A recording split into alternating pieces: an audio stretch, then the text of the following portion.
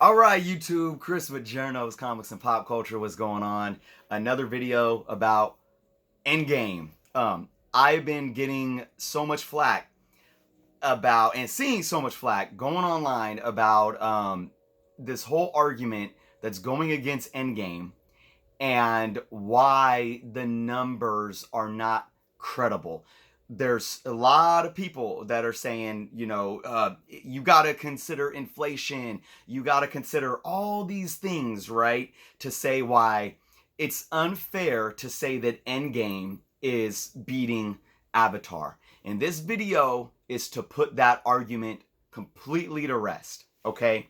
Now, outside of the fact that we can look at time of in the theaters and release and see that Avengers Endgame has done so much in such a little time as an argument. We have to kind of strip those away, and at the end of the day, a number is a number. That's how I look at it. A number is a number, and no matter what, when that dollar amount at the end of the day shows higher than another film's dollar amount, excuse me, that's it. It's beating it. But for all the critics out there, for all the people that want to be mathematicians and take in all these variables to try to, dethrone Endgame's success, like I said, I'm gonna put that argument to rest. Now, we're gonna talk about inflation.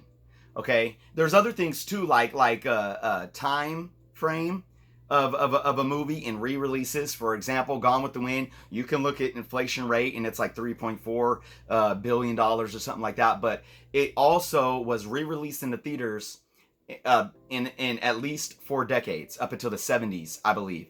30s, 40s, 50s, 60s, 70s. It was at least 4 decades. So I think 5 decades, including the initial release. So how do you measure that? How do you just measure a movie being in theaters throughout a span of 40, 50 plus years at different times? But the one good thing about Avatar and Endgame is there's very little time between them. There's less than 10 years because Avatar was released in December of 2009. So a little over 9 years between them. So it's easier to calculate inflation rates and whatnot. So let's go into this, guys. And again, I know people are going to have their opinions in the comments, but I want you guys to understand this is not my opinion. This is facts based on numbers. If you don't like them, that is what it is. But it's simple facts based on numbers. All right. Let's understand inflation and how it pertains to films. Okay. First off, you have a domestic number and a global number, as we all know, right? So I just saw somebody commenting on my video, and I just saw a video that was released within the last 48 hours saying, adjusted for inflation, Avatar's total gross was like 3.1 billion. First off, even with inflation, that's a lie. That's a lie. That's completely incorrect. It's false. I don't want to say it's a lie. It's false. Okay, somebody did their math wrong. Okay, but let's look at the premier issue when it comes to domestic versus global. Inflation rates are per country, okay? Or more specifically, per any different currency, okay? So any country that uses a different currency, as well as within their own country's economic conditions, whether it's like through regulations, through trade laws, and all this stuff, their inflation or deflation is going to be different. You cannot base United States inflation rate on $2.788 billion, which is Avatar's total number. You can only base the US inflation rate, which over the last 10 years, from 2009 to 2019, the US inflation rate on average has been 1.8%. China's had about a very similar, I think their average is about 1.9. So it is very similar for one of the other bigger markets. China has been a huge market. Okay? But check this out. Countries that have seen deflation have been many, and this is not all of them. This is just a few I listed. Many Latin American countries, like Chile, Brazil, Argentina. They've all seen deflation rates, which those three countries are in Avatar's top 10 grossing foreign countries in ticket sales. Now, the reason why I bring that up is this. When there is inflation, right? And you give 10 years time, that inflation, whatever that movie made 10 years ago, inflation rates are going to say no. According to the dollar today, it's made this much more. But do you know what deflation rates do? They bring those totals down. So say, for example, in Chile, say that Avatar made $250 million. I'm just throwing a random number out there. But if there was a deflation rate of 2%, that money today is going to be lowered by 2%. So when you actually look at that total, $2.788 billion, that's going to bring it down. The US inflation rate is going to bring it up a little bit. China's inflation rate is going to bring it up a little bit. Chile and Argentina's deflation rate is going to bring it back down. So this argument of this blanket inflation rate is completely inaccurate and false. It needs to be thrown out the garbage, okay? It needs to be thrown out the garbage. But for argument's sake, people, for argument's sake, let's just say that every single country has seen inflation over the last 10 years. And let's just say that inflation rate is 1.8%, okay? Do you know what that does to that $2.788 billion that Avatar made? It only adds on $50 million. Only $50 million, which brings the total not to 3.1 billion. It brings the total adjusted for a hypothetical inflation rate that doesn't exist to 2,838 million, or 2.838, or even rounded 2.84 billion. Still way off from $3 billion. Now, you could say, I think, especially if Endgame is going to get a re-release, it's going to beat that. And I think, honestly, with the re-release, I think Endgame is going to hit $3 billion. Here's the thing, though. Avatar was re-released too, so I don't want to hear any argument about, well, that's not fair, Endgame's being re-released. So was Avatar. And Avatar took, in their initial release, which Endgame has beat, Endgame has now surpassed Avatar's initial release global gross. Endgame did that in less than 2 months. Avatar did it, and I don't have it off the top of my head, but I think it was like 5 months. Now, here's the biggest issue that people don't understand when they talk about the dollar through time. Inflation is only one thing. But here's the funny thing, here's the ironic thing about these naysayers wanting to use inflation as a way to deflate what Endgame is doing. Oh, well, you can't do it because inflation. Check this out. What is even more valuable to this argument than inflation is the value of the dollar. Now, the value of the dollar is a little more complex and it works a little differently. Let me give you some facts. The value of the dollar today versus in 2009, okay? It's about 20% weaker. Meaning, for what you could get for $1 10 years ago, you'd have to pay $1.20 for. Specifically, $1 and it was like, $1.19.4. So what you could buy for $1 10 years ago, it's going to cost you $1.20 today. So get this, guys. 10 years ago, the average ticket sale, movie ticket sale, the average movie ticket price 10 years ago, okay, was $7.75. The average movie ticket price today is $9.15. Okay, you can that's inflation right there. You can argue inflation. Now, and that's about 1.8%. If I do the math off the top of my head, it's similar to about 1.82%. Because yeah, it would be like 140. It's $8. Yeah, it's almost exactly 2%. So there's your inflation. But get this, guys, because the value of the dollar has gone down. That value of the dollar, this is it. Put it to bed. The value of the dollar today, okay, means that in 2009, we would be paying $10.88 per ticket. Now, I'm going to repeat that. What we are paying today for a ticket, with inflation included in the value of in the influx of the value of the dollar, we are paying $10.88 to their $7.75, meaning this would be like being back in 2009 and having to come out of pocket $10.88. So, when we talk about the changing value of the dollar through time, it actually benefits the argument of Avengers Endgame. Because this is saying, if you want to include any, instead of just looking at the numbers, the dollar, 2.7, 2.8, whatever. If you want to get into all these changing in values over time, we're actually paying, not only are we paying more now because of inflation, but we are paying more now because the value of our dollar has lowered. How many people, if Avatar was released in 2009 and the ticket price for Avatar was not the average of $7.75, but was $10.88, do you think that as many people would have spent that much money on it? What I'm trying to say is this. If the value of the dollar today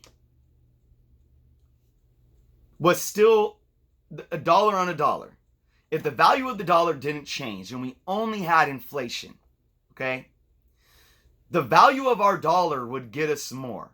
So we would still be paying the same amount. What's the average today is $9.15. But you know, if you want to go, like, I paid $11. I went to IMAX. I saw it in an IMAX. It wasn't 3D, which is going to be a little more.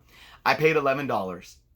So due to inflation, my ticket was $11. But if that $11 was still $1 to the dollar 10 years ago, that $11 could get me more. I don't know how else to explain this. It means that the cost on top of inflation, everything has gone up in cost as well. So not only are we adding higher prices because of inflation, we are spending more because of the value of our dollar going down. So we're hit with two things here. Where you guys think inflation inaccurately boosts the ticket sales. You guys are arguing that because of inflation, we need to adjust it down. But what I'm arguing is that our dollar is getting us less. People back in 2009 were paying less for rent. They were paying less for their mortgages. They were paying less for household goods. They were paying less for groceries. They were paying less for their car notes. They were paying less for gas. Everything costed cheaper because not only were we not hit with that inflation rate, but the value of our dollar could get us so much more. And I did a paper in school recently, a couple years back, about it was about a year and a half ago, 2018. And I looked at the 50-year difference of inflation and cost, and I looked at minimum wage. In 1968, minimum wage was like $1.70. But if you take into consideration inflation, it equals like 12 something today, which is almost, it's almost, what is it, like 40% higher than the average national minimum wage of what, $7.75 or $7.25. It's crazy. But not only so, according to inflation, people were making more back then. But not only were people making more, but they were spending less. The average cost of a home was almost 40% cheaper. The average cost of a brand new car was almost 40% cheaper. The average cost for groceries was like 30-something% cheaper. And don't let me not get into college. The average cost for college, I believe it's law school. In that 50 years, it cost 8,000 times that it did 50 years ago, law school. Is that crazy? Oh my goodness. So there's all these other factors, guys, and that's the point that I'm trying to make here. You can't argue inflation for one because you're only using US inflation, but you're not taking into consideration that the value of our dollar is weaker. So really, in a time where our pockets are hurting from inflation, we're also hurting from having more cost of living around us. So it takes more for somebody to spend $10, $12, $13, $14, $15 for an IMAX 3D movie today than it does 10 years ago. Meaning, again, I'm reiterating, even without inflation, if the cost of ticket prices 10 years ago for Avatar were the same as they were now, $9, $10, $11, people 10 years ago could afford that. There was more affordability in their pockets, in their pocketbooks. They were more easily able to afford higher prices 10 years ago than we are today. Now, I hope that I made that clear. I know funny thing is, I'm not even a diehard numbers person. But I understand business and I understand how this works. And if you need to go back and listen to what I said again and try to understand that, it's all right there. The proof is in the pudding. Avengers making this amount of money is legitimate, is justified, and you put a period at the end of it, and it is what it is, guys. You can enjoy Avatar. I enjoyed it. It was a great movie. It was revolutionary for what it did visually and for the 3D technology and all that stuff. But Endgame is blowing it out of the water, and you got to give credit where credit's due. You can argue, well, the MCU had freaking 20 movies before it to get it to...